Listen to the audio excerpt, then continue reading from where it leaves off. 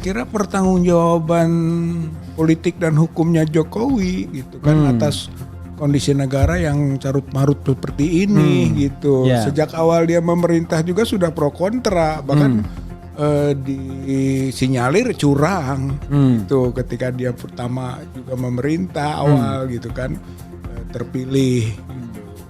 Kemudian ternyata terbukti gitu kan perilaku politiknya ini tidak demokratis, melanggar hak asasi manusia, korupsi dan sebagainya gitu. Bacaan publik, bacaan masyarakat. Berarti jangan sampai gitu dia tidak bertanggung jawab gitu atas perilaku politiknya. Kalau dulu kan ada pertanggungjawaban melalui MPR, mempertanggungjawabkan pelaksanaan GBHN gitu tapi kan. Sekarang cuma jatuh doang kan. Habibie kan ditolak pertanggungjawabannya cuma nggak nyalon aja. Iya, seperti itu. Tidak ada tanggung jawab perdata dan pidananya juga. Kalau sekarang kelihatannya sama sekali tidak ada. Jadi presiden itu sama sekali tidak bertanggung jawab. Ini yang perlu kita luruskan begitu mungkin, Bang. Masa presiden tidak bertanggung jawab pada siapa-siapa?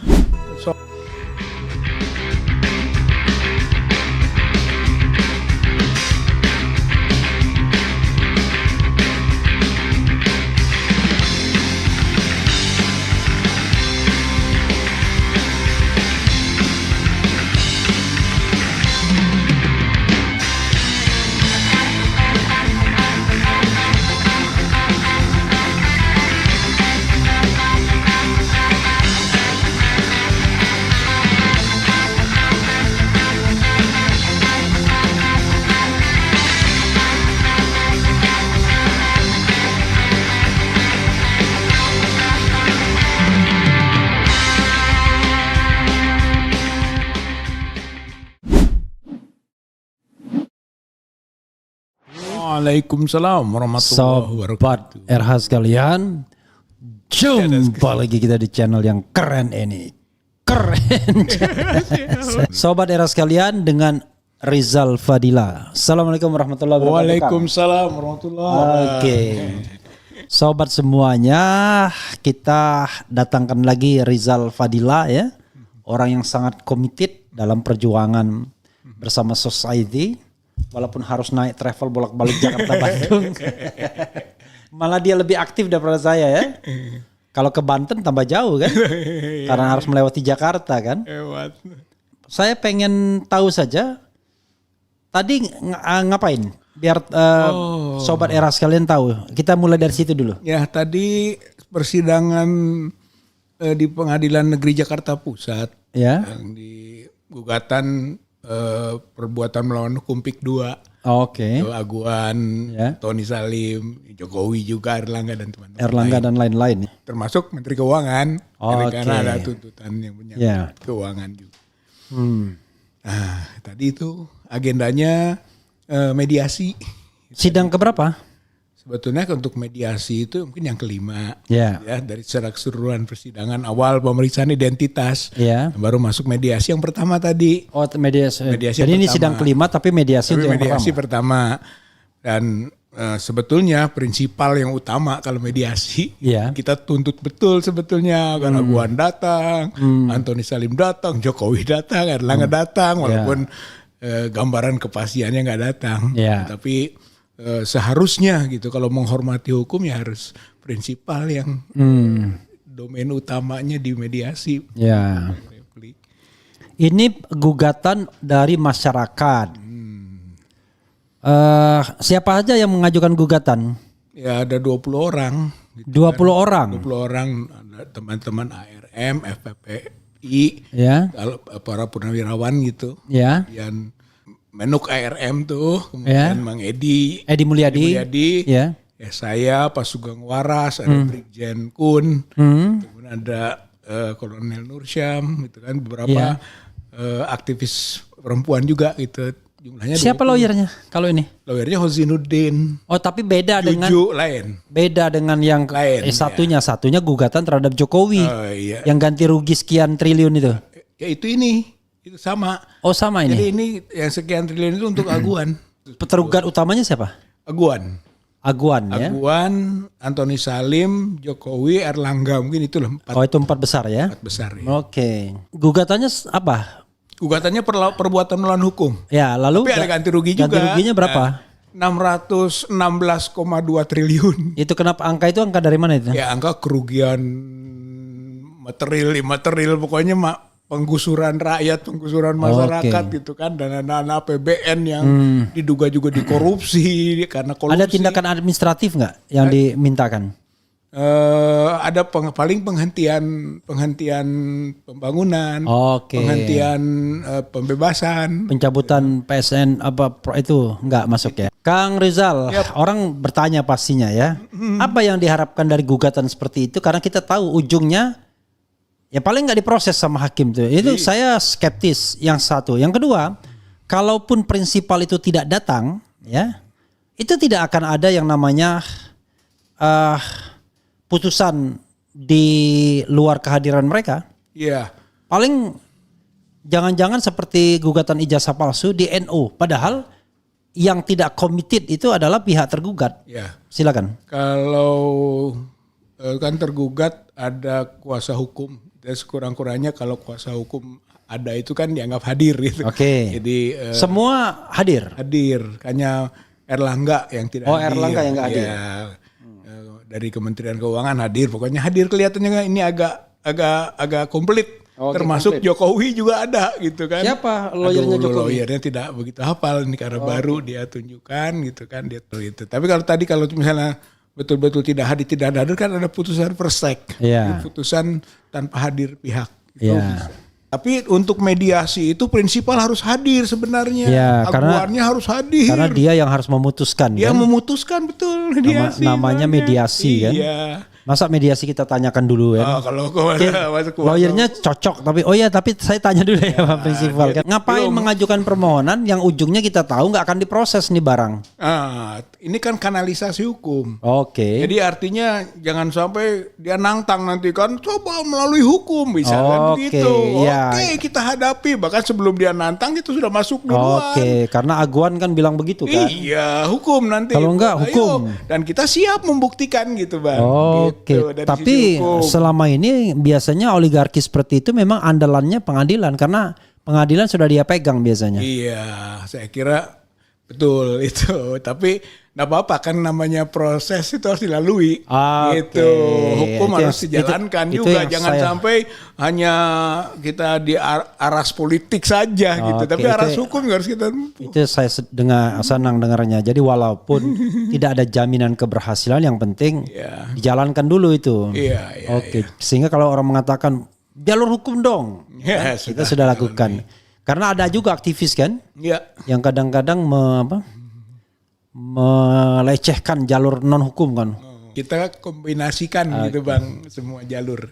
Kang, kalau saya monitor ya, Kang Rizal ini dari Bandung bolak-balik dalam 1 bulan ini udah berapa kali ya? Iya.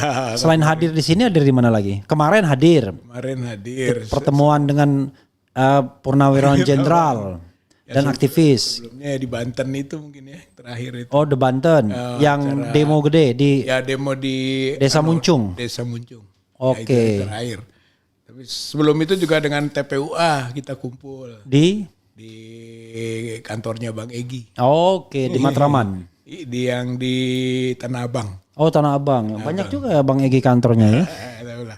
Ya untuk urusan ijazah palsu gitu. Tetap kita ijazah palsu Kang Rizal juga yang menggugat. Iya. Jadi belum diputuskan itu. Kasasi. Untuk perdatanya kasasi, untuk pidananya baru masuk ke Bareskrim tapi nggak diproses. Oke, perjuangan jalan terus ya. Insya Allah. Oke, sekarang ada 2 hal. Kita bicara Jokowi dan Prabowo. Jokowi dulu, ya kan? Sebelum kita akhirnya Prabowo. Kang Rizal dan banyak orang final terhadap Jokowi. Mesti diadili ya. Kalau saya kemarin mengatakan jangan diadili, ditangkap. Karena prosesnya kan tangkap dulu, proses baru diadili kan. Iya. Nah, karena tangkap itu menunjukkan bahwa pemerintahan sekarang sudah ini. Tetapi apa yang ingin dicapai dengan segala ijazah palsu, segala dengan demo tuntutan-tuntutan, termasuk juga disebut dalam PSN PIK gitu. Itu apa yang ingin Kang Rizal katakan? Saya kira pertanggungjawaban politik dan hukumnya Jokowi gitu kan atas kondisi negara yang carut marut seperti ini gitu. Sejak awal dia memerintah juga sudah pro kontra, bahkan disinyalir curang gitu ketika dia pertama juga memerintah awal gitu kan, terpilih gitu. Nah, kemudian ternyata terbukti gitu kan perilaku politiknya ini tidak demokratis, melanggar hak asasi manusia, korupsi dan sebagainya gitu. Bacaan publik, bacaan masyarakat. Berarti jangan sampai gitu dia tidak bertanggung jawab gitu atas perilaku politiknya. Kalau dulu kan ada pertanggungjawaban melalui MPR mempertanggungjawabkan pelaksanaan GBHN gitu ya, tapi kan. Sekarang cuma jatuh doang kan. Habibie kan ditolak pertanggungjawabannya cuma nggak nyalon aja. Iya, seperti itu. Tidak ada tanggung jawab perdata dan pidananya juga. Kalau sekarang kelihatannya sama sekali tidak ada. Jadi presiden itu sama sekali tidak bertanggung jawab. Ini yang perlu kita luruskan begitu. Masa presiden tidak bertanggung jawab pada siapa-siapa? Seolah-olah ke MPR enggak, ke DPR fungsi pengawasan. Rakyat yang memilih bagaimana cara bertanggung jawab ke rakyat, enggak ada mekanismenya. Gitu. Jadi sebenarnya dengan upaya-upaya ini gitu kan, kita mendorong lah supaya jalur-jalur pertanggungjawaban itu ada, sekurang-kurangnya jalur hukum pidana misalnya gitu. Jadi udahlah pidanakan kalau memang ada indikasi-indikasi perbuatan. Memang itu, ada perdatanya. Perdatanya paling perbuatan melawan hukum gitu kan, yang sifatnya perbuatan melawan hukum, pelanggaran hukum. Seperti kemarin ijazah palsu kita masuk dari perbuatan melawan hukum bukan pidana. Itu ada gitu pidananya. Ya, tapi ada. Sebenarnya ini kita diskusi aja ya dari Bang. Rasanya kalau pejabat publik kalau digugat secara perdata agak aneh sebenarnya ya, karena kan dia menjalankan menjalankan fungsi jabatan publiknya. Tapi kalau ada abuse, nah itu udah pidana. Ya. Kalau ada abuse ya kan? Iya. Benarnya. Walaupun tidak full ya, karena ada yang disebut tadi perbuatan melawan hukum, tidak semua bersifat ganti rugi gitu. Perdata ini kan sekarang hal-hal seperti itu. Iya sih, tapi itu kan deklarasi jadinya kan. Ya kalau cuma deklarasi doang kata orang dablek kan nggak akan pusing dia. Tapi kalau pidana ya hukuman badan kan. Apalagi kalau akumulatif gitu. Jadi kalau kita bicara time frame misalnya terhadap Jokowi ini apa yang mau dilakukan, dituntut kan tadi adili Jokowi. Tapi kalau kita bicara adili Jokowi, tahapnya aja baru ngadu ke Barreskrim, itu pun baru ijazah palsu.